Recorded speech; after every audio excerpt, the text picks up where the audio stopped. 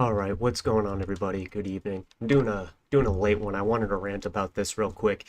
We have potentially a pretty significant release here from these new January 6th transcripts. You might recall that shortly after the January 6th riots, the insurrection, theories quickly came about mostly in the name of agent provocateurs, FBI influence, right? Federal informants within the crowd, agent provocateurs used to perhaps artificially, synthetically create this formerly peaceful protest into a violent one.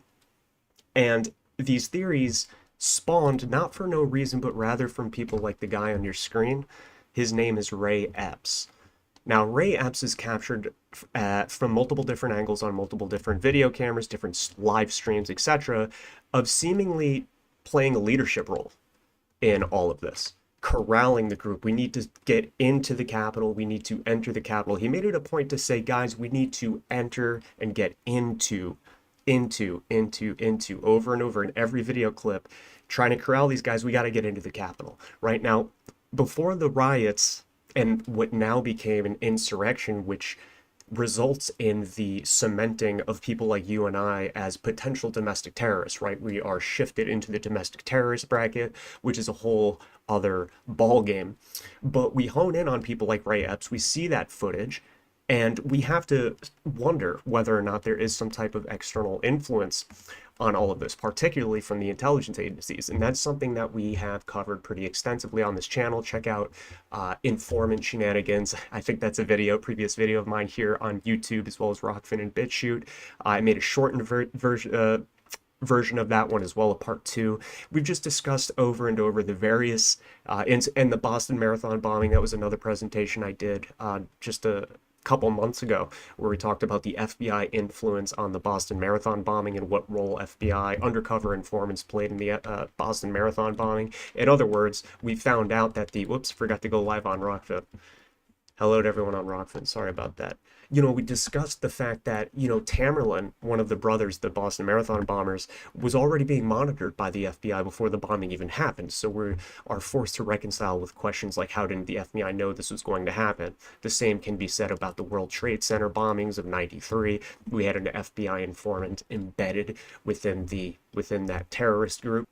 And there's even a further scandal where there's an argument between the informant and the FBI. The informant said that you should just swoop in and bust them right now, or something like that, and the FBI refused to take action. And look at what happened. So in extremely consequential events, we've noticed that there has been a presence, to varying degrees, of various informants, FBI informants, and just about every intelligence agency you can imagine, American ones and foreign ones, right? But anyway, why this is important? Well, it's important because peaceful protests, people that gathered with an intention to be peaceful. Now, I'm not saying that's exactly what this is, but a large portion, you always hear it, right? Especially from conservatives that were, on this side, but saying that essentially most of us wanted peace. We didn't want this. Most of us didn't want this, so on and so forth, right? And it's only that select few that breached the Capitol, right? And the rest have to suffer because of it. So here we have a perfect example of why this idea of informants and getting to the bottom of who was involved and who wasn't is important. It's because all it takes is a very small group of people to orchestrate very small acts of physical violence and escalations bit by bit by bit throughout the course of a protest in order to escalate it into a riot. And what that ends up doing is naturally smearing the reputation of everybody involved, and that's putting it lightly. In fact, it turned us, in the eyes of the masses, into potential domestic terrorists, and them, actual domestic terrorists. This is going down in history, whether we like it or not, or deserves it or not, as right up there with 9/11 in severity, which is what they've already said. They're trying to make this, what they did was they tried to make the January 6th riot, number one, into an actual insurrection where we tried to overthrow the government. The Capitol was stormed, it was breached, cops were innocently attacked, right, by these savages. And that's how it's going to be forever in history. Your future children are going to read about that in history books. You will be plagued with knowing that this was an insurrection forever, okay? unless there's a global shuffle of the board. That's always going to be, that's an insurrection. And we know that's a freaking joke.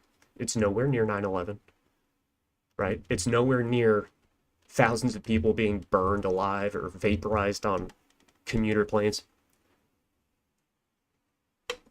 So if all it takes is a small group of people to turn a peaceful protest for a legitimate message, in our opinion, right, into a riot, and then an insurrection, yeah, God forbid I try to get to the bottom of what's true and what's not.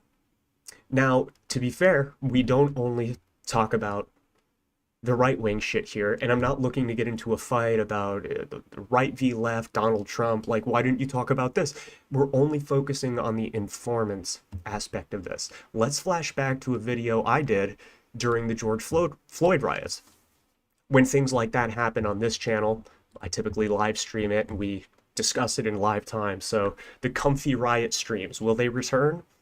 I don't know. I don't know. In the meantime, hit the thumbs up as I pull this up, guys. I really appreciate it.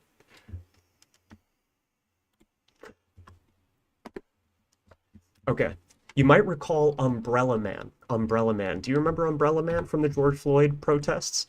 Umbrella Man was the guy that when the George Floyd protests hadn't yet turned into riots, he was a guy that was masked and he had an umbrella and he started smashing windows, cold, calculated, as if, and just methodical, as if his sole purpose was not out of a genuine outburst of emotion saying, F the police, I just couldn't help but break those windows because I'm so angry, but rather as if he was dispatched to do it. This was a completely peaceful protest, right? And I'm giving credit where credit's due because, guys, like, not everyone are thieves, villains, murderers, and willing to physically assault you. Lots of good people went out there and probably were like, got scared away after what it turned into, right? Like, this is something I don't want to be a part of. And they're not aware of all the stuff that we talk about. So as far as they're concerned, it's a genuine outcry of their spirit and their anger towards a system that they think is unjust, right?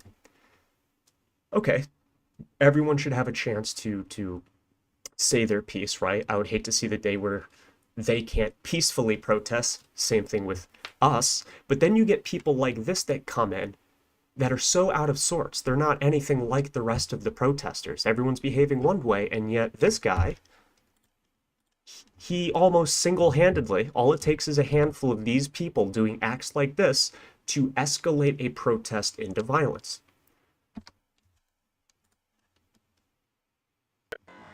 Minneapolis, 3rd Precinct. Hold on here, guys. Ask the police. Why is it in slow motion? Couldn't tell you. Give me one moment. As a matter of fact, that's okay. Check it. We'll do it this way. Sorry about that. We're doing this live. We're doing this live. All right.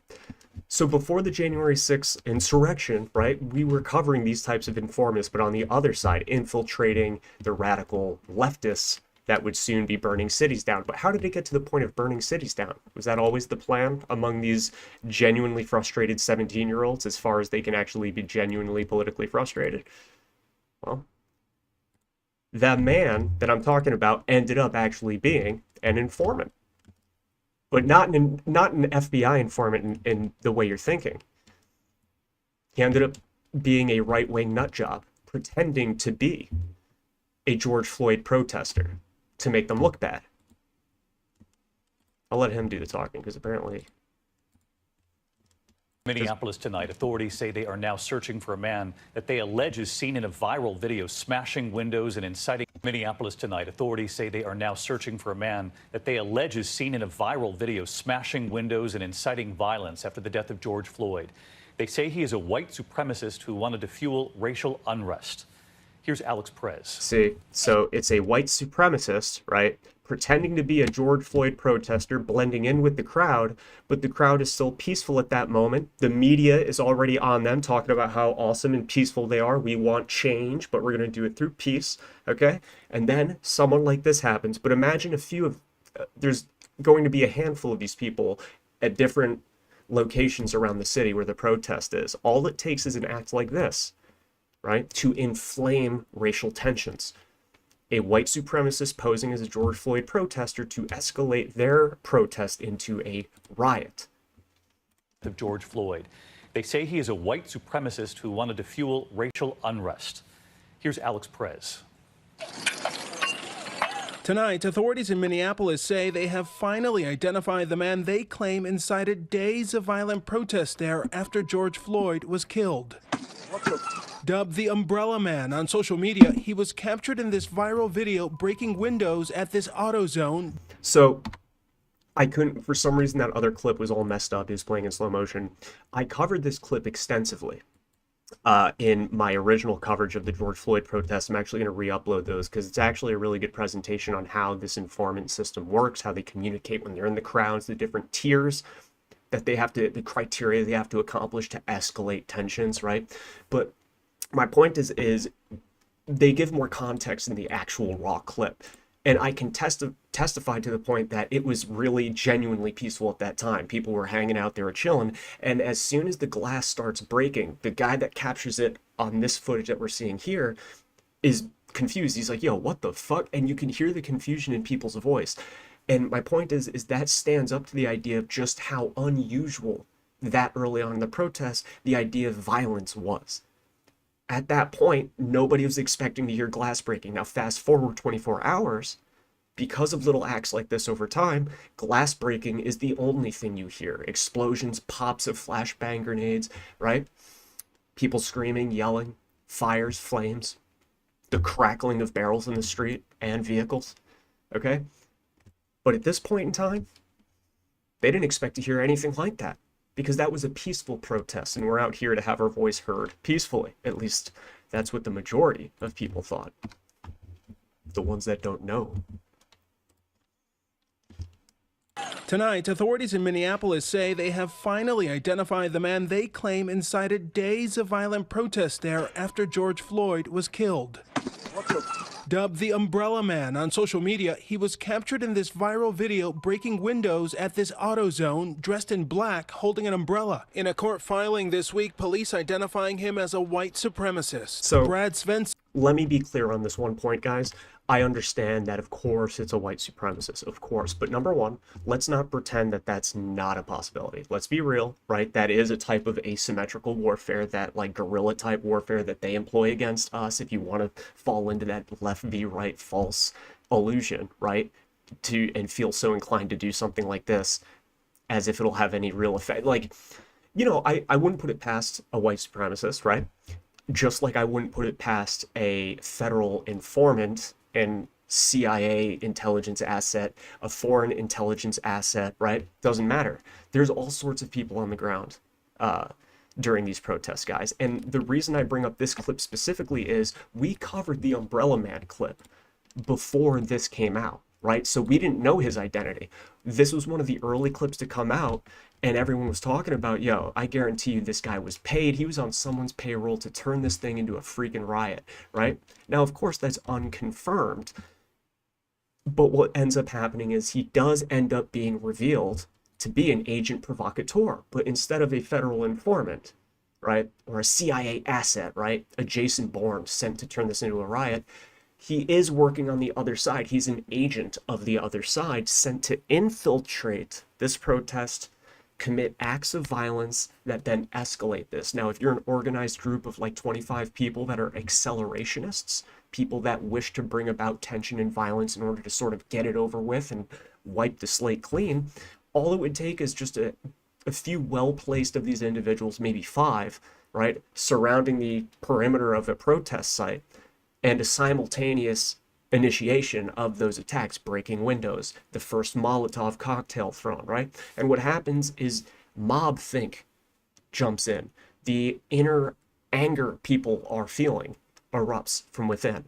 So after I covered this extensively, and we covered agent provocateurs, the history of infiltrators, and a variety of other cool stuff, we ended up being confirmed that indeed he was an agent provocateur.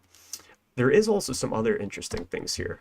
Now I'm having fun with this. This is definitely not going to be short. Okay, who remembers the Papa Wheelie motorcycle gangs of the George Floyd riots. Leave in the comments who remembers the Papa Wheelie motorcycle gangs that were going around burning buildings down. Remember that guy who was interviewed? Now, he could be full of shit, but this was a very interesting piece of footage. Let's pull this up. Remember, guys, hit the thumbs up for me. That would it would make my whole night. Help me start off the year good, guys. Hit the thumbs up for me. Share this video. We're talking about agent provocateurs. No, but this is valuable information, right? So if you have a family member that's maybe like totally opposite of your perspective of life, maybe they're a lefty, maybe they really believe we're crazy and this and that. If I were them, put yourself in their position, right? George Floyd murder happens, and that was fucked up. I'm sorry, dude. Either way, I think it was like unforgivable, right? I understand the whole police thing. I'm pro-police, but like I do think it was almost so blatantly hyper-violent to, according to the mainstream, slowly snuff the breath out of this dude until he dies in front of a perfectly viewed camera at a place and time in the world and our timeline where fear and anxiety and anger has never been higher. And then what happens? A white man kneels on the neck of a black man on camera, looking at the camera, making eye contact with you, and just kills him. The timing couldn't be more evil and perfect, right? Because what did it erupt in? Protests. They started peaceful, but then the minions sent in. Provocateurs are sent in, and they fuck things up.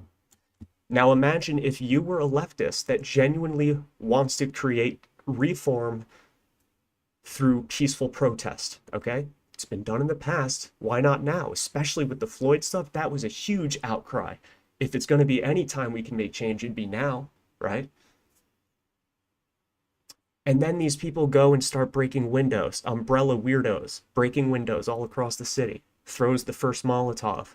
They make you look bad. They make your lefty family member look bad. Isn't that awful? We could have really made some change if it weren't for these guys. Now, unfortunately, and I'll show you this clip, unfortunately, we know that the ending of that story is, despite it devolving into absolute ultra violence for an entire summer, despite a pandemic flourishing, there was changes that came from it, right? There was changes. As opposed to, say, Ferguson. Actually, I don't know. Ferguson might have resulted in some shit. Well, anyway, all right, let me query this real quick. This is my early George Floyd coverage. Oh, this is the audio only. Oh, I forgot that. There was no video at first. It came out audio only. Well, let's play it. Put me on. My name's Anthony Cordes. This is it. Okay, yeah. Just listen carefully, guys. Sorry it's only audio. I'll get some footage of the riots in the meantime. Just listen. A couple minutes, 2 minutes maybe. Listen, put me on. My name's Anthony Cordes. Eklund. There are people riding around with motorcycles. There are police instigators. I rode with them last night. They tried. Why does it keep doing that? Hold on, playback. How do I change the speed? Why is it doing that? Playback, speed, normal. Into the Mall of America. Okay. Motorcycle riding. Listen, put me on. My name's Anthony Cordes Eklund. There are people riding around with motorcycles. There are police instigators. I rode with them last night. They tried to get me to break into the Mall of America. They wanted me to break into the... What? There's a group of motorcycle riding motherfuckers. I'm not even joking. 10 Toes TV. Yep. Okay. Listen. I'm on a Ninja 300. I kept up with a bunch of Yamaha 650s last night. Okay. They wanted me to break into the Mall of America. I'm Tony Cordes Eklund, Anthony Ocean Cordes Eklund, here tonight. It sounds like some crazy shit, but these motherfuckers, I've been here since the first night, okay? Okay? I'm from here. I'm sad my Target's burned down. Where am I gonna shop? Where am I gonna get my groceries? Born and raised. Powderhorn Park. I went to South High, Minneapolis. These motherfuckers. I had my motorcycle here last night when the shit was burning down. I met up with a group of motherfuckers. They looked like fucking right out the military. They were all strong and well kept. Okay, motherfucker, they were strong. And they all knew how to do Papa Wheelie. And they couldn't. I asked for them, tell me where you're from. Ask me your story. Where you from? The Papa Wheelie motorcycle agent provocateurs. I'm from Southside Minneapolis. They couldn't say a word. I know when a motherfucker's making a story up, okay? Please get me before they kill me. Because them motherfuckers, I lost my fucking bike tonight. I was on my bicycle. They rolled up in their motorcycles. I recognize each and every motherfucking one of them. Please protect me. I'm Anthony Cordes Eklund, okay? Motherfuckers, I'm afraid for my life. They came up on me twice. How can you find one person in a group of 10,000 3 times in one night, okay? Motherfuckers, no, I ain't even fucking done yet. Thanks for speaking, what the fuck? These are literal agents, okay? Out here. Oh. Yes. My thumbnail hotkey is what did it. He said these are literal agents. So what do you guys think? Full of shit? Or is there something to it? I don't know. As far as I'm concerned, technically in the mainstream, there's nothing been confirmed to prove his point. But then again, we have people like Umbrella Man that I just showed you acting as a type of agent, even though it's for the opposite end of the political spectrum type of agent and not a federal informant, as so much as we know, so much has been announced, right? That's the type of behavior that informants engage in, okay? So with that said, let's get a refresher on why Ray Epps is significant then. Because unlike the Floyd protest didn't turn people into domestic terrorists. And again, that comes with a wide range of implications that it's not just rhetoric, it transcends rhetoric. They're not just saying that to say it. If you consider us domestic terrorists, or the potential for being domestic terrorists, that shifts us into a bracket that allows us to be monitored and shut down like terrorists. Look no further than Canada and the trucker convoy, the freezing of bank accounts for people donating to trucker causes. Why? Well, it's terrorist funding, right? People were being fired. Guys, that's literally all you need to see is the trucker convoy protest, because that's how they shut down a terrorist occupation of a city, right? So that's why it's important to know, why was Ray Epps, who in this new transcript, guys, says, yeah, I orchestrated it all, right? Mr. John Blishak, he asked, how do you pronounce, oh yeah, here. He's talking about Dalen Epps. Now, Mr. Epps, Ray Epps, that's his nephew, and he's 28 years old. And why they're talking about that is there was a text message sent between the two of them, right? So around 9 a.m., according to the brand new January 6 transcripts, right, of the committee transcripts, the question is, so it looks like around 9 a.m., your nephew texts you, quote, you and Jim be safe. And then at 2:12 p.m., a few hours later, on January 6th, in the middle of the so-called insurrection, Ray Epps texts his nephew back saying, quote, I was in the front with a few others. I also orchestrated it. So, Ray Epps is someone that we honed in on from the very beginning, and it further fuels the idea of FBI informants being paid to escalate the violence to make us look bad, right? Make us look bad is a short way of putting it, right? To overhaul surveillance targeted at conservatives, to shut down and suppress the voice of a certain part of the political spectrum, right? In an unprecedented fashion. The Floyd rioters that were literally burning down buildings are not terrorists. What you're about to see is because we overthrew the Capitol, or tried to. We're the terrorists. But what if that overthrow, that attempted overthrow, as they say, what if that wouldn't have happened if it wasn't for people like Ray Epps, so intent on getting everyone, as many people as he can, let's enter the Capitol. And yet, despite numerous arrests of people of January 6th, them using biometric facial recognition data on their surveillance systems, people that weren't even in the building but in the vicinity, they've been arrested, convicted of certain things. People are still in jail right now, in the hundreds, American citizens in the hundreds. And yet Ray Epps was featured on the FBI's most wanted list for a little while after the insurrection. Have you seen these men? These are the key terrorists in the operation to overthrow the Capitol and kill Mike Pence.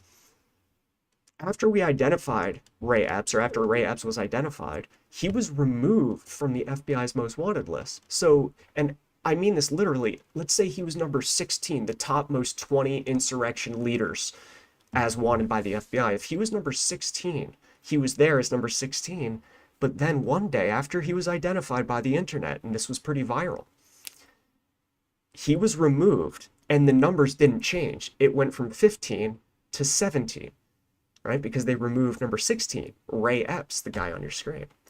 No charges have been brought against Ray Epps, and he's been removed from the most wanted list at the FBI.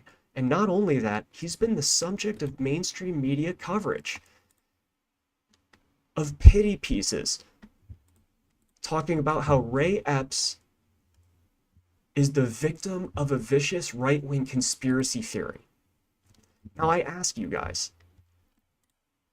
when have you ever seen, in this case the insurrection, when have you ever seen them be so enthusiastic, so avoidant when it comes to making an arrest of someone that's apparently right-wing? Why are they avoiding arresting this guy so hard? They were so willing to arrest all the others that had nothing to do with this and were just there on the premises using the dopest of technology, facial recognition surveillance systems.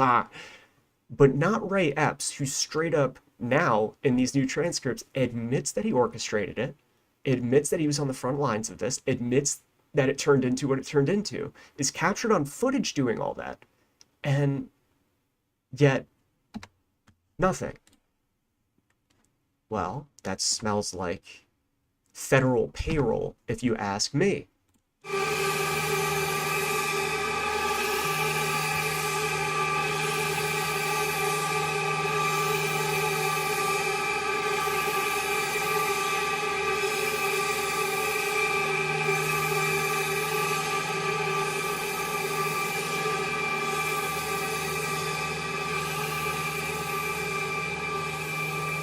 We'll take a look at the timeline as a refresher.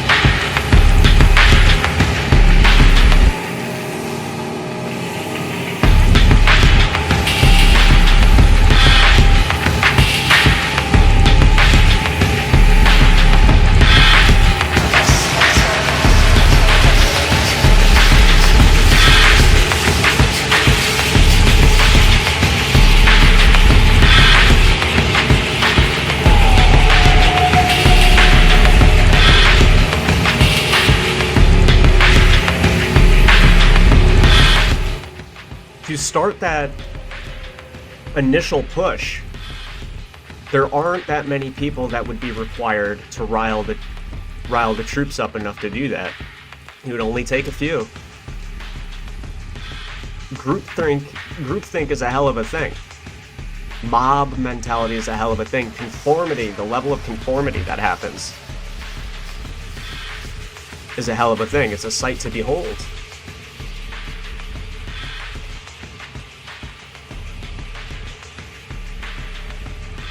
And all it would take is a few well-placed Ray Epps in order to get that ball rolling.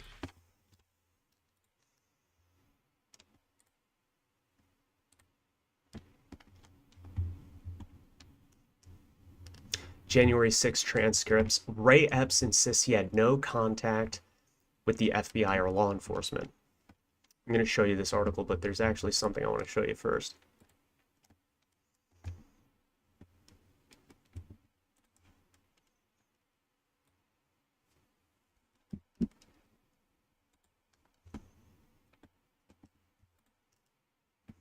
Where'd you go?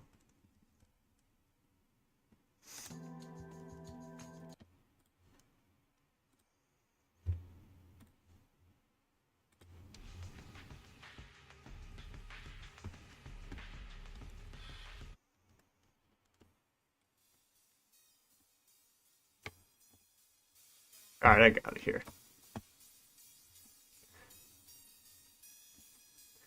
Now, I'm not entirely sure if this has been entirely debunked, but I'd like to hear a good explanation for it. Either way, it gives you context to why we were thinking there were some major shenanigans and fuckery when it comes to informants in the January 6th insurrection, right?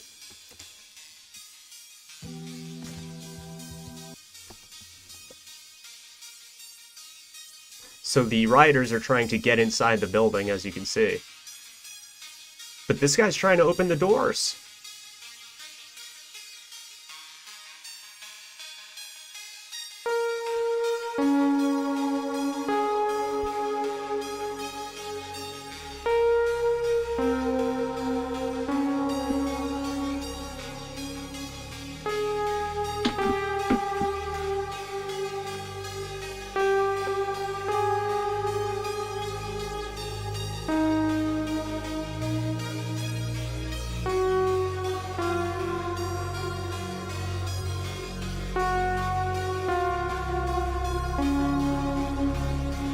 This shit gets dark. This shit gets dark. If you view the following clip through the lens of, like, bad actors being paid to make us look bad, right? To turn us into terrorists, this next part is fucking wild, right? You'll see what I mean.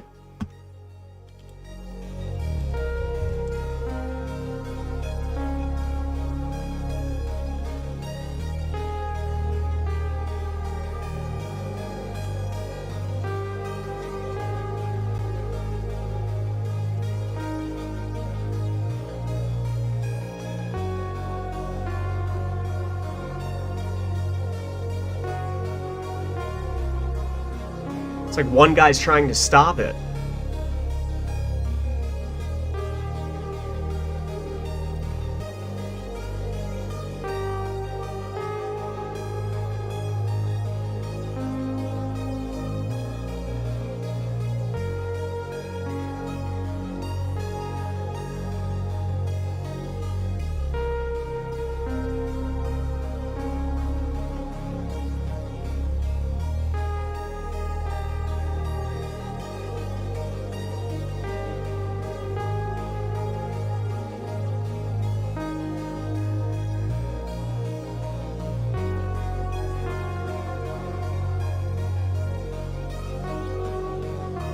And in they go. In they go. So as you can see, now, of course, this footage is probably debunked by the likes of Snopes, right? It's probably, you know, the whole magnetic doors thing is fully debunked, but it isn't about the magnetic doors. It's about why one gentleman was there doing what you'd expect them to do in an insurrection type of situation and actually stop them from coming in. But then there's this other guy that points to the door saying, you know, why are these locked? Now, again, this might be debunked, the magnetic doors thing, but just their behavior. Get magnetic doors out of the equation. Their behavior. They're not panicked in the slightest. These are ravenous savages, barbarians at the gates trying to overthrow your government. Calm as a cucumber, and then when someone steps in to actually try and stop them, look at him pushing him back. He actually reprimands the guy doing it. He reprimands him. I don't know, guys. Maybe this has been fully explained and your boy Memory Hole just missed it. I did tune out for, after a while. It's annoying. Look, Tenny then pulls in Officer BA, who's blocking the people. Officer BA appears to grab their gun and the men retreat. I don't know, man. I get really bad vibes from this video clip. But what I'm trying to say is, if this was a bad actor, paid, because again, if you want to turn a group of people into domestic terrorists by facilitating an insurrection type situation, you'd want to have people like Ray Epps, who corrals the protesters outside of the Capitol and says, come on, guys, we got to get in. And then in the case that, mission accomplished, we got the protesters trying to break the Capitol windows, you might want to have people ready on the inside to say, open gates for them or open doors for them. And what do you know? Here we have footage of doors being opened for them, or at least some level of tolerance being given in. Look at this guy. Hey, come on in, fellas. A good guy comes in to actually say, what the fuck are you doing? Close the door. And look what happens. He gets reprimanded, doesn't he? Right? And then we have the other footage that I can't find for tonight's show of the one officer not only opening the gates for protesters, but waving them in as if Six Flags just opened. Now, that's how I would do it if I wanted to turn this entire swath of people not only from a peaceful protest to a riot, but then make it look like an insurrection in order to justify domestic surveillance on American citizens that we deem threats to the political establishment.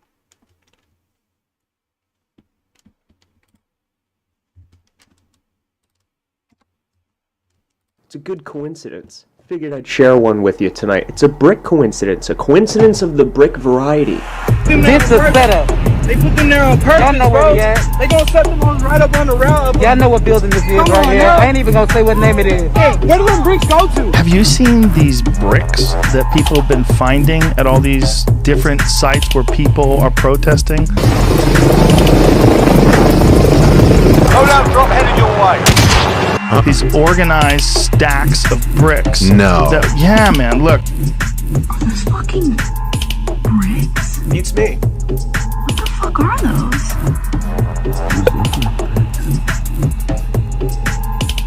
Yeah, those are fucking bricks. What the fuck? Is it the cops? Is it someone who wants someone to throw a brick so that they can impart martial law? Like, what is it?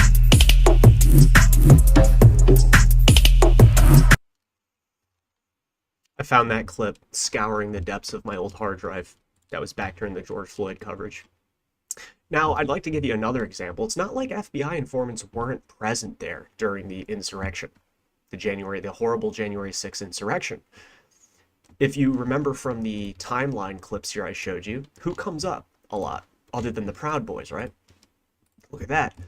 This focuses heavily on this ultra-violent, alt-right, white supremacist group, Proud Boys, and in the mainstream cultural lexicon, they're kind of referred to as like a spearhead of violence, right, for the right wing.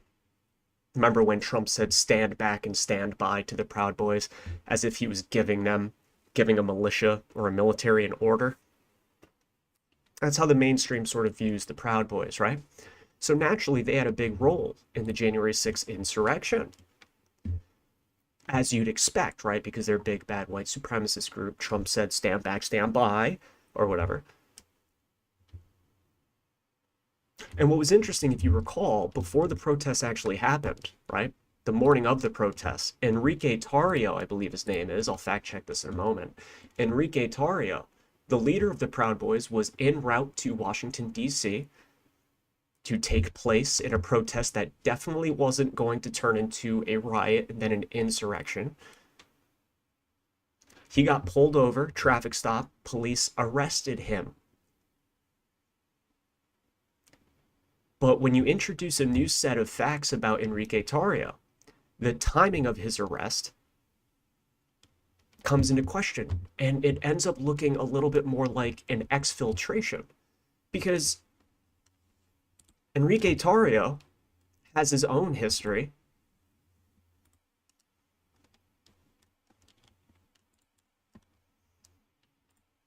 That you might want to take a look at. This is Democracy Now!, the Quarantine Report. I'm Amy Goodman with Nermeen Sheikh. We end today's show with a stunning story about the Proud Boys, the violent, Trump-supporting, far-right hate group that took part in the Capitol insurrection 3 weeks ago. Reuters revealed Wednesday the group's leader, Enrique Tarrio, has a past as a prolific informer for federal and local law enforcement, repeatedly working undercover for investigators. Reuters cites the transcript of a 2000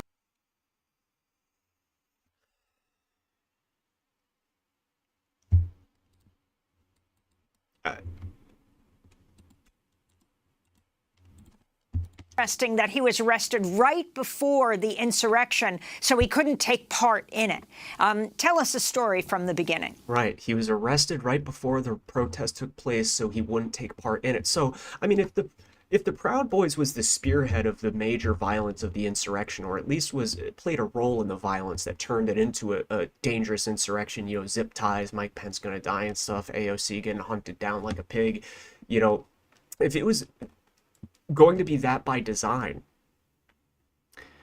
why didn't the Proud Boys leader Enrique Tarrio, you know, being as he's got close ties to the law enforcement and is just trying to constitutionally, you know, exercise his right to peaceful protest, why didn't he let them know, hey, there's some bad guys that are planning to do some bad things, you know, we're just looking to peacefully protest.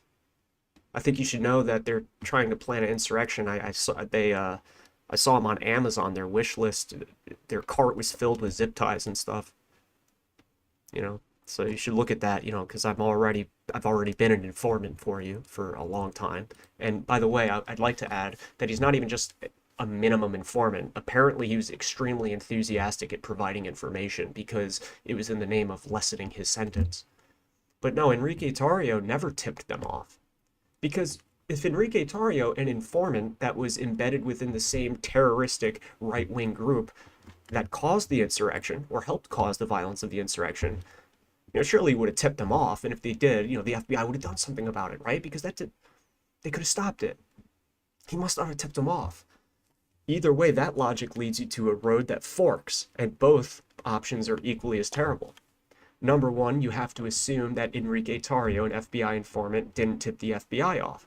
And you're left with the question, why? Which brings us back to memory hole territory. The other option is Enrique Tarrio did tip the FBI off. But why? There's the question, why didn't the FBI do anything? Now you're back in my world. You understand? This is why those things are important. So, Enrique Tarrio is, of course, the leader of the Proud Boys. He's very high profile now. We've all seen him in videos of leading the Proud Boys in Portland or Washington, D.C. and in prior rallies, they call them. Of a hearing he had for a 2012 case. Remember, guys, hit those thumbs up for me. We're doing pretty good for so late. Got 31 thumbs up, 47 watching. Help me out, peeps. I appreciate it. Thanks, guys. Criminal case in Miami, a federal case in Miami. In that hearing, as you mentioned, it was an effort to reduce his sentence, a 30-month sentence, by telling a federal judge about the extent of his cooperation. The federal prosecutor, an FBI agent, and his own defense lawyer listed sort of numerous cases in which Enrique Tarrio had cooperated with local authorities and investigations, including multiple undercover investigations. They said, and on the federal level, they said he helped put 13 people, prosecute 13 people on federal cases. I mean, that's a lot. So he helped prosecute, if I'm understanding correctly, 13 or 14, whatever he said, people to be prosecuted, right? I mean, it's a pretty big deal. That's good. He was instrumental in putting some bad guys away. And yet he wasn't able to help the FBI stop this. And being in a leadership role of the Proud Boys, the penultimate example of a right-wing radical type group that's clearly infiltrated, in my opinion, as you can see, because the fucking leader is an FBI informant, or has been. So we're left to reconcile with the idea that the FBI just, despite very likely, I find it very impossible that they did not know something like this was going to happen. And by the way, that's just through Proud Boys channels alone. Let's not pretend they weren't monitoring in live time the communications, the plans, all that from start to finish, guys. What I'm talking about is, even if they weren't doing that, they should have known through FBI informant channels like Enrique Tarrio. Why they arrested him before the protest began, so he couldn't take part. They knew some shit was going to go down. Come on now. Come on. If you believe that, you're the conspiracy theorist. You'd have to believe that the FBI is fucking stupid. I thought you loved the FBI so much, though. I thought you loved the FBI so much, though. Interesting. More on Ray Epps.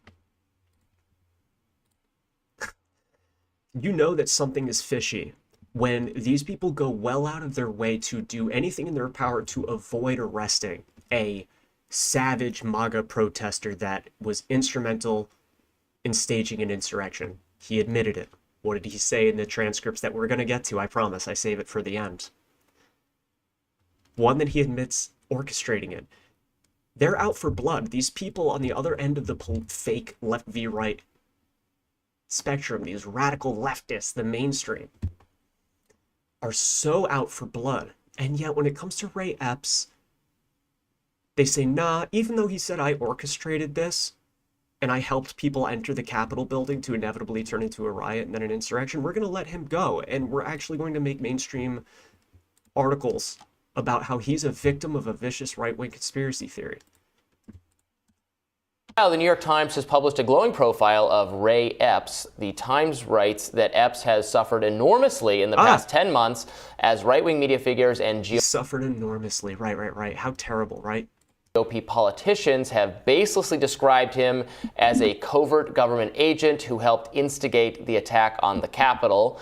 Epps has come into the spotlight during hearings with the FBI over the agency's own involvement in January 6th. Here's Ted Cruz questioning the FBI about Epps' involvement back in January. So you know something is up where we get the theories flowing. We get the Ray Epps footage out there. We get all this suspicious footage out there. The doors being opened, the gates being opened, the protesters being waved in. Does that look like an insurrection, violent, bloodthirsty savages trying to overthrow the government? Well, it finally got escalated, and there were some hearings where the FBI came in, and I believe it was Ted Cruz that was asking them a question. Were you involved in any way in the events of January 6th?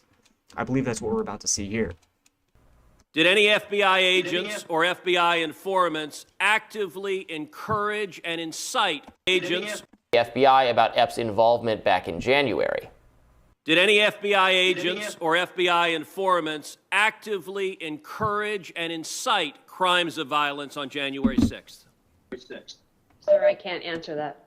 Ms. Sadburn, who is Ray Epps? Not a yes, not a no, not even a no.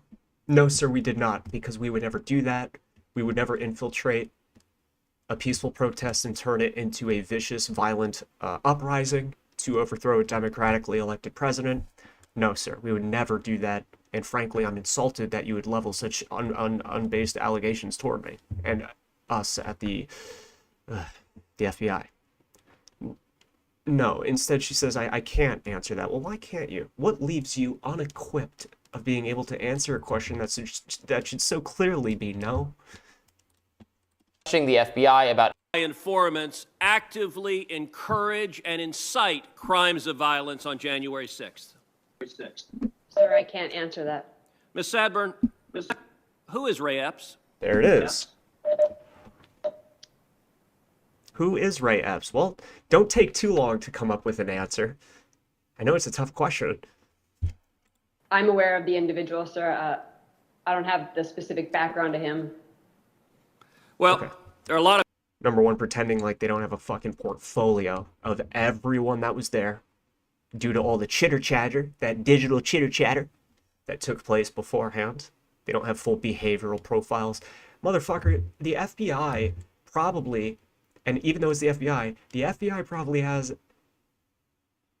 the amount of data on you, someone in a position like Ray Epps, someone preparing to stage an insurrection, right?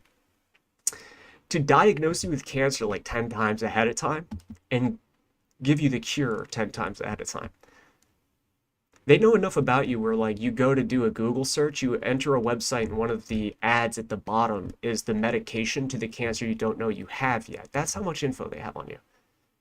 But what did she say? I'm aware of the individual, sir. I don't have the specific background to him.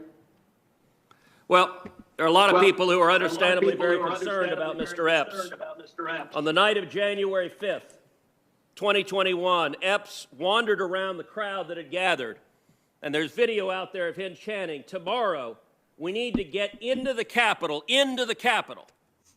And I am glad they focus on this. Number one, this is a testament to crowdsourced investigation and research, right? Now, again, I wouldn't put it past these people that this is all orchestrated and we're part of a grand chessboard. I get that. But let's be trying to be objective here. We blew these theories up to the point where it was of concern to right-wing politicians such as Ted Cruz. Now, do I levy any faith in Ted Cruz? No, but I believe that these questions should be raised in a public platform and aired in front of the country on channels like C-SPAN. It's the least, like, you know what I'm saying? I'm not going to say it's going to fix anything, do anything, but at least it's out there, right?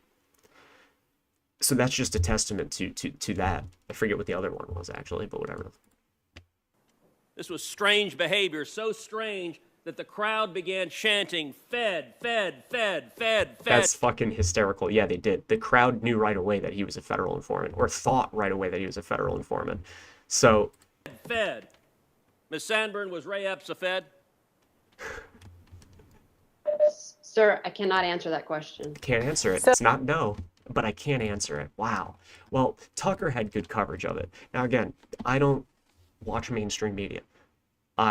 Tucker has his moments, but then he's also, VIP at Comet Ping Pong, and he's also just part of the left v right shit throwing game. That's ultimately a giant circle jerk that gets us nowhere. The right wing capitalizes off of like gender pronoun outrage and things like that. Drag queens at school, definitely important, but we're kind of dealing with a technocratic Malthusian overthrow that needs to be dealt with now. Instead of worrying about like who's got a dick, who doesn't, whether or not they deserve that dick, should we call it, stuff like that. So that's where the downside comes in, but you got to give credit where credit's due, and at least Tucker was covering this type of shit, once again, in front of a mainstream audience. But of course, since it's on Fox, it gets disregarded as bullshit, but, So if you think it's bullshit, then you'd have to straight up say, what, is the footage deep faked? Because now the footage that Ted Cruz just brought up, we're going to look at.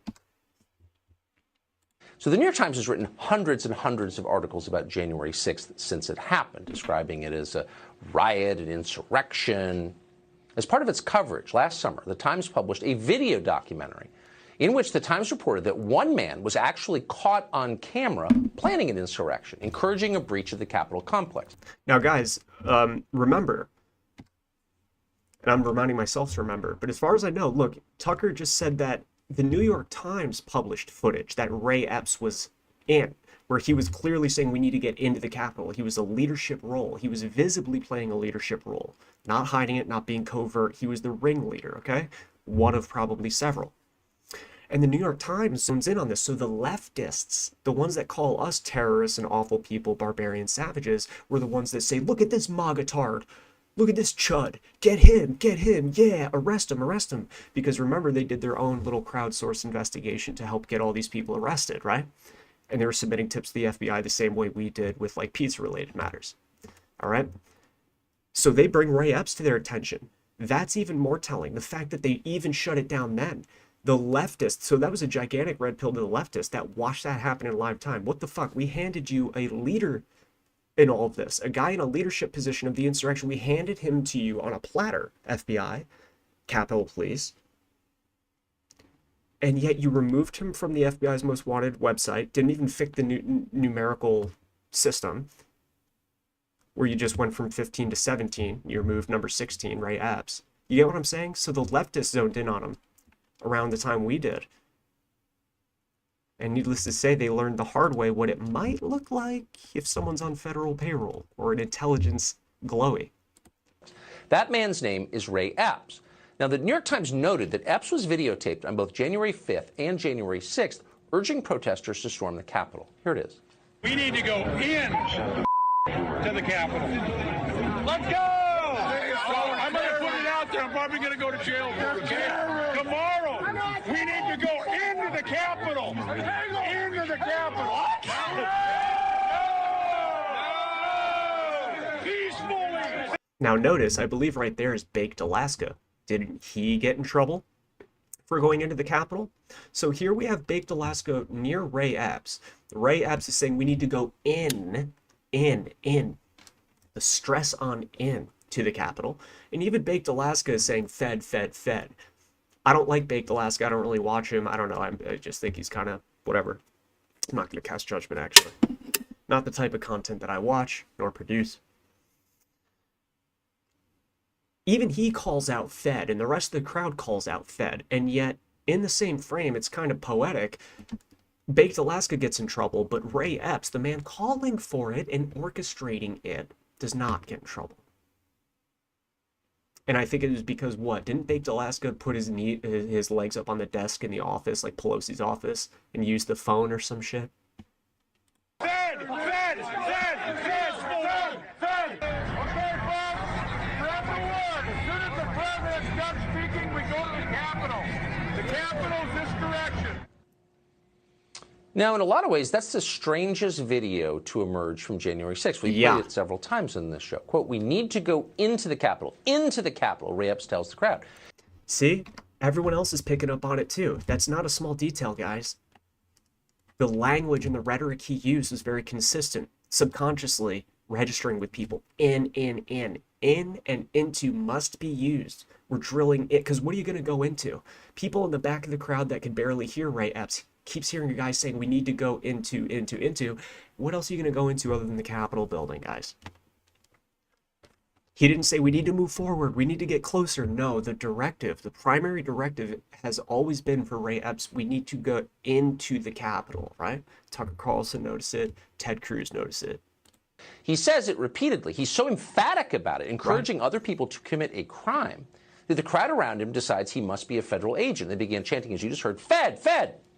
So shortly after that video surfaced, the FBI placed Ray Epps on a list of people wanted for questioning, and they released it to the public. And you can understand why they did that. According to the Justice Department, what Ray Epps did on that video is a federal crime. In fact, the Biden administration has charged several people with seditious conspiracy for doing precisely what you just saw Ray Epps do. As I said earlier, there is a large amount of American citizens that are still in jail right now that have been convicted for a varying degree of crimes, some very serious, like seditious conspiracy or whatever you just said, to other crimes.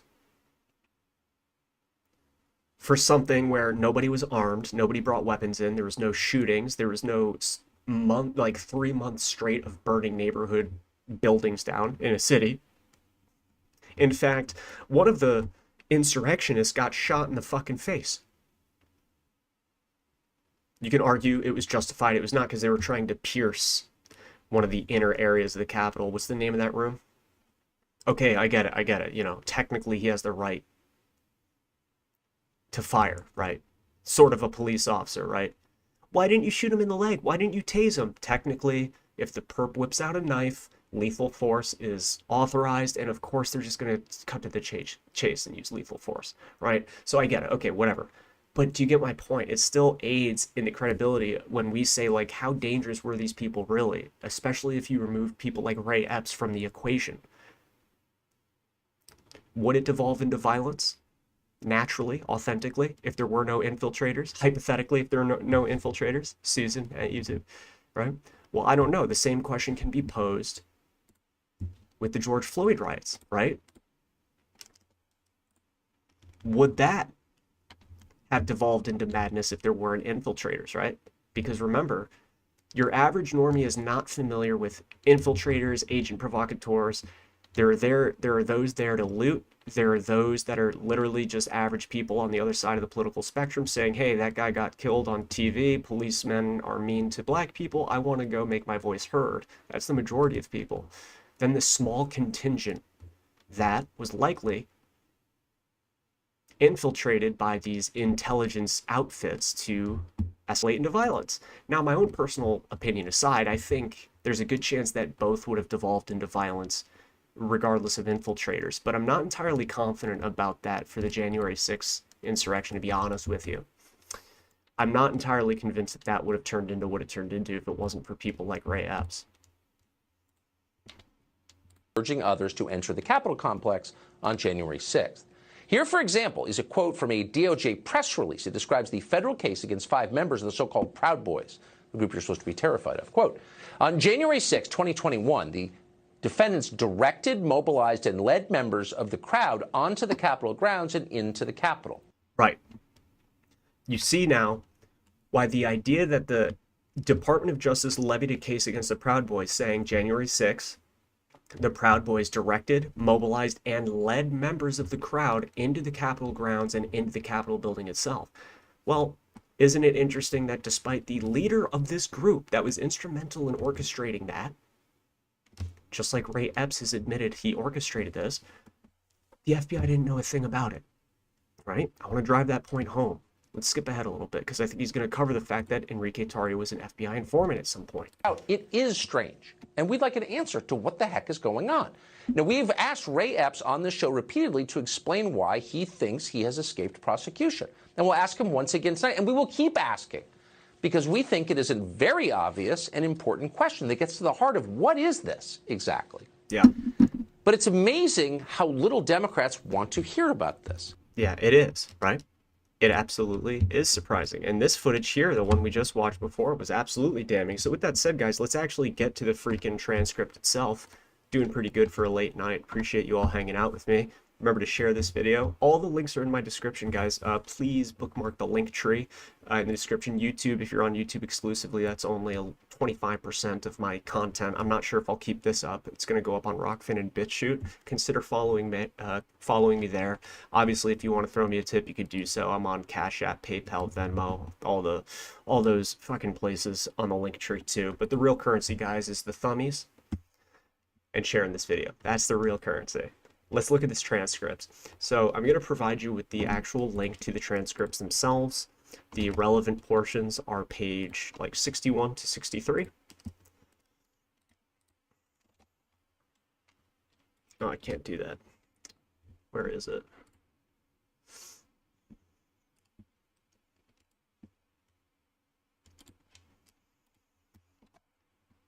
Does that work? See if that works. Let's take a look at this.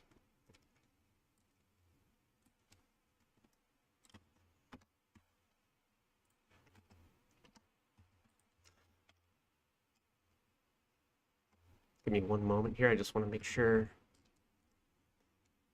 So listen to his reactions, guys. This really says a lot. Let me just read it first. Here's the question to Ray Epps. So it looks like around 9 a.m., on January 6th, the morning of, right? So it looks like around 9 a.m., your nephew texts you, quote, you and Jim be safe. And then a few hours later at 2:12 p.m. on January 6th, Ray Epps texts his nephew back saying, quote, I was in the front with a few others. I also orchestrated it. Guys, would you use the term orchestrated if you weren't truly in a position to make things go down the way they did, right? But notice that he realizes his mistake here because they grill him on that. They say, what do you mean orchestrated? And Ray Epps says, well, you just have to understand the relationship between me and my nephew. He keeps referring back to, you wouldn't understand why I use the word orchestrated. You'd have to understand the relationship between me and my nephew. You see, we hunt together. That's his actual response. Look at this shit. Look.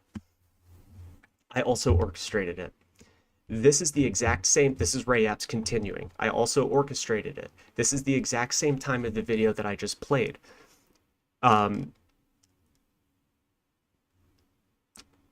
Okay, yeah, this is the exact same time of the video that I just played. Help us understand this text. What did you mean by orchestrate? What did you orchestrate?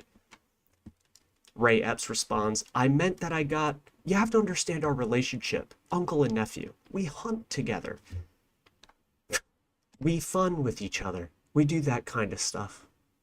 Ray Epps, he's got a way with words. What do you mean by you were instrumental in orchestrating a main element of the insurrection? What do you mean by that? Do you care to elaborate, Ray Epps? I just mean that you have to understand our relationship, uncle and nephew. We hunt together. We fun with each other. We do that kind of stuff. And then the funniest part, is it the funniest part? No, that's definitely the funniest. Second funniest, he doubles back and says, what I meant by orchestrate is I helped people get there. Yeah, that's kind of the issue we got with you, Ray, that you helped people get there. Yeah, you orchestrated it, buddy.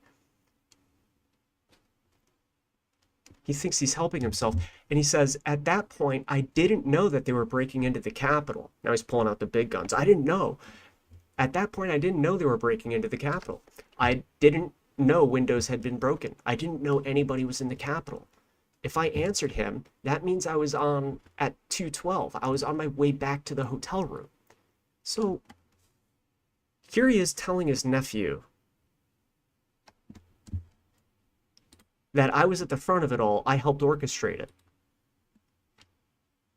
But then he says, I didn't know people were breaking into the Capitol. I didn't know anybody was in the Capitol.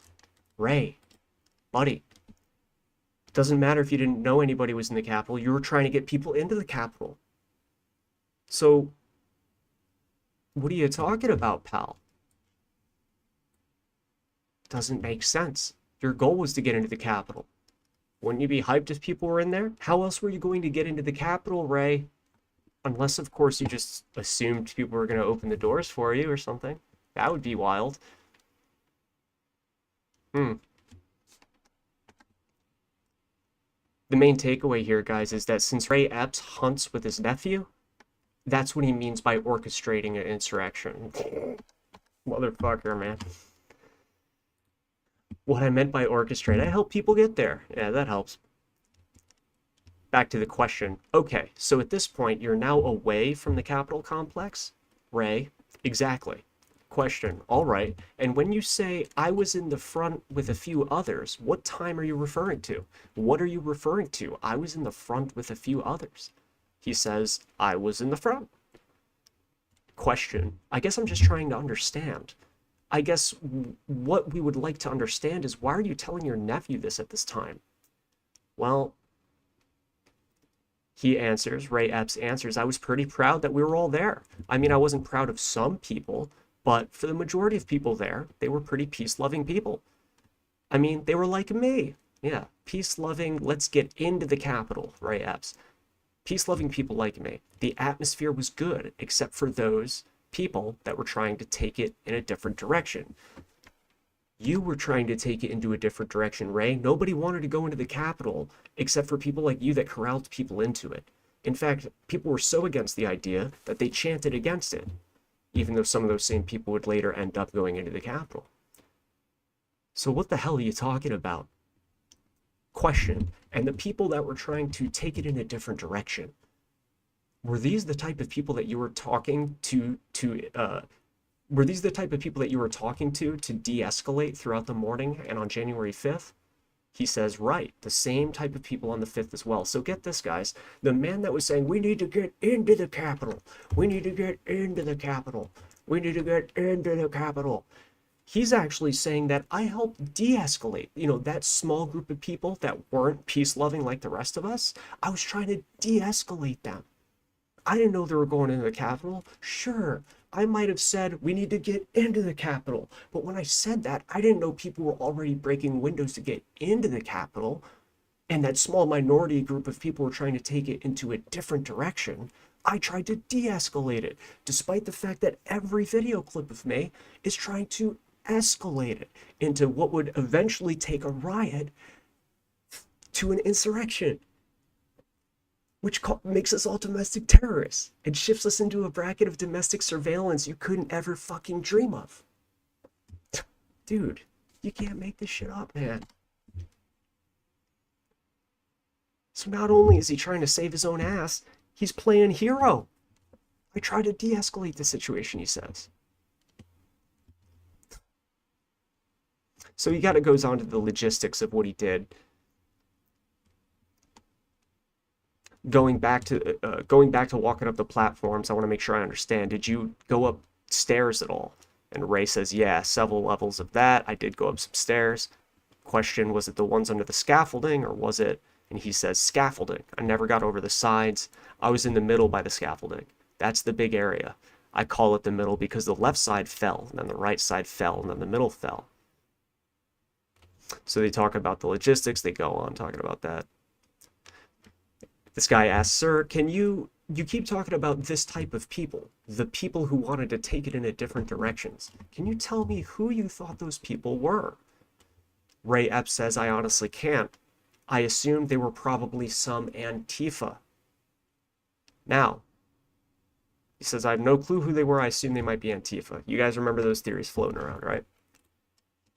Not invalid or not without basis, right? Because what did we cover in the George Floyd protests? If the mainstream is correct in saying that that was an alt-right white supremacist that started breaking windows and was instrumental in creating a peaceful protest, the Floyd protest, into the riot that it's now known as becoming, right? That was an infiltrator, an agent of the opposite side of the political spectrum, right? A right-wing radical infiltrating left-wing peaceful protest to turn it into a riot in order to inflame racial tensions, accelerate the violence, or to smear their reputation, to make them look bad, to invalidate their cause because the violence that comes with obtaining their cause, right? Here we have the same thing on the right wing. Mr. Epps claims, he says, well, I thought that group that wanted to take it in a different direction, as I just read, he says, I thought they were Antifa. And here's the thing, guys, Antifa wasn't there. I remember seeing evidence. You can look it up now. I'm not going to do it now. I'm getting sleepy. But, you know, people still say it didn't happen. But I know what I saw. There's screen caps and videos of Discord chats from various left-wing groups that were attending DC. And one guy live streamed his entire way in, and he wore a MAGA cap, and they were all joking in the Discord about how silly he looks pretending to be a MAGA guy. And he was another guide that was instrumental in helping people. He was at the front lines, and like Ray Epps, although he wasn't saying let's get into the Capitol, he was very much saying, come on, let's go, like ushering people into the windows, you know, right in there. Okay, now I don't know if he was arrested or what the deal is, but the point is like, yeah, that is a valid concern. Like I said, there's going to be numerous outfits on the ground. There's going to be fucking Chinese infiltrators, Russian infiltrators, like all these foreign interests along with domestic interests, CIA, FBI, like all these groups, you know what I'm saying? Secret Service, whatever, dude, all these groups, right? So sure, Antifa was there, but isn't it interesting that he wants to pin this group, this minor contingent that wants to take it in a different direction on Antifa, right? Which deflects from the idea that perhaps there's a more nefarious paid influence in the midst. Perhaps the same nefarious influence Ray Epps himself is a part of and could benefit from saying, no, it was Antifa, definitely not federal fuckery, right? So as you were engaging with them and trying to, as you said in different moments, get on their side, get on their good side, relate to them, connect to them, you weren't trying to connect to them as fellow Trump supporters, but you were trying to connect to them. Can you help me understand that if you thought they were Antifa, how are you trying to connect to them? Well, it wasn't mostly trying to connect with them. It's trying to let everybody know, I'm upset with the two guys. If, you know, we all have our issues here, but this is how it is. We've got to be peaceful. We've got to do the right way. We've got to do this the right way. So what do you guys make of this, man? Leave in the comments. What the hell do you guys make of this? Now, let's see. If I had to remain painfully objective and as totally not a Mossad plant, Lex Fridman would say, let's steelman his argument here. Maybe Ray Epps truly thought that truly wanted to get people into the Capitol building, but wanted to maintain a peaceful presence, a peaceful occupation of the Capitol building. He didn't know it would go sideways. So maybe both things can be true. That he wanted to go into the Capitol building, yes, I orchestrated that. But I wanted it to be peaceful. Technically, that's not impossible. But given the evidence that we have been confronted with, the willingness to arrest and throw in a cage anyone that was on the property that day, going so far as to use biometric facial recognition data from CCTV surveillance footage and pings from your cell phone and social media posts, lots of effort, lots of arrests, and a massive crowdsourced investigation. Despite all of that, even after being identified, he's removed from the FBI's most wanted. Surely he was put up there for a reason, right? It wasn't an accident he was put up there. And not only that, a massive mainstream media program is unleashed to make him look like the victim of right-wing conspiracy theories and how we ruined his life for thinking that he's part of an informant program. And in case you doubted the fact that he was removed from the FBI website, look, here's your authoritative source. Yahoo News. Who is Ray Epps, the Capitol riot figure who disappeared from the FBI's most wanted list? Memory hold, he disappeared because they caught him, dude. No, they didn't.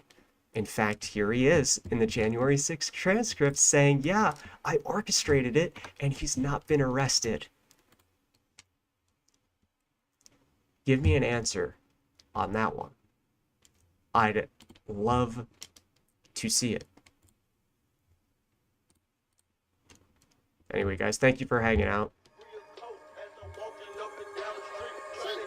I appreciate you hanging out this late, guys. Did pretty good on YouTube. Did pretty good across the board, actually, guys. Please, links in the description below. Hit the link tree, bookmark that shit. You'll never lose track of me that way. Support me on the alt platforms, rockfin.com/memoryhold, bitshoot.com/memoryhold. If you're only on YouTube, that's totally cool. Appreciate your viewership here. But guys, only 20-25% of my stuff is on YouTube. In fact, this is going to disappear probably after this. I'm not quite sure yet. I thought I did pretty good, but we'll see about that. Elections and insurrection and sensitive stuff might only be on Rockfin and BitChute. And once again, if you wish to monetarily support the show, you could do so. Throw me a tip this way. Actually, I don't know. Yeah, PayPal, Venmo, it's all in the description, guys. But the real currency, as I always say, thumbs up on your way out. Share this video. And watch out for informant fuckery, man. That's it. Have a good rest of your night.